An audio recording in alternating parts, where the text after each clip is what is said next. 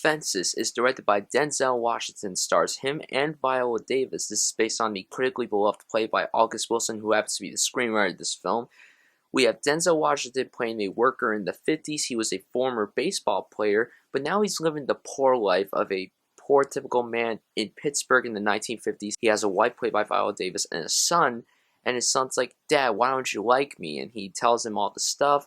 We learned some crazy stuff throughout this movie, and that's it. It was very high up in my most anticipated for the last quarter of the year.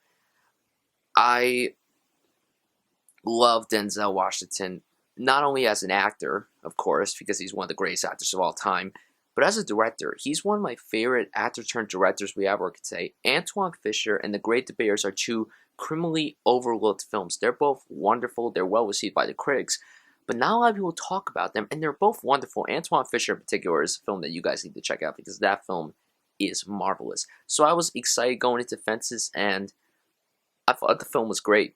There's really not much to say about this film except there's going to be a lot of Oscar nominations for this film. You're going to go into this film, you're going to be like, oh yeah, I already know what scene they're going to use for the Oscars for Denzel, Viola Davis, and then the picture itself and the script. You already know what you're going to get when you go into this movie. This is a dialogue-heavy movie. From the moment it begins, Denzel just sits down and talks, and then the movie ends, and there's still a lot of talking. If you're not a fan of dialogue-heavy films, then this isn't your kind of movie. You might find it boring, you might find it long, you may find it repetitive, but it is a beautifully done film. It captures the essence of a character like Denzel Washington's character, Troy Maxson, in the life that he's living. You know, he's just the everyday man. He goes to work and then he comes home to his family. That's literally it. It's a heartbreaking movie. It's not the happiest of any movies I've seen this year, but it's really well done and it keeps you compelled and engaged. Denzel's direction is terrific here, and I really hope that his direction gets nominated for the Oscar, because even though this isn't one of my favorite films of the year, I thought this film was incredibly directed. I thought this film was incredibly well directed, to the point where I'm just like, Denzel really has solidified himself as a filmmaker, and he's already 3 for 3. That's saying something. And his performance, of course, is wonderful. It's one of the best he's ever given, and I will say this.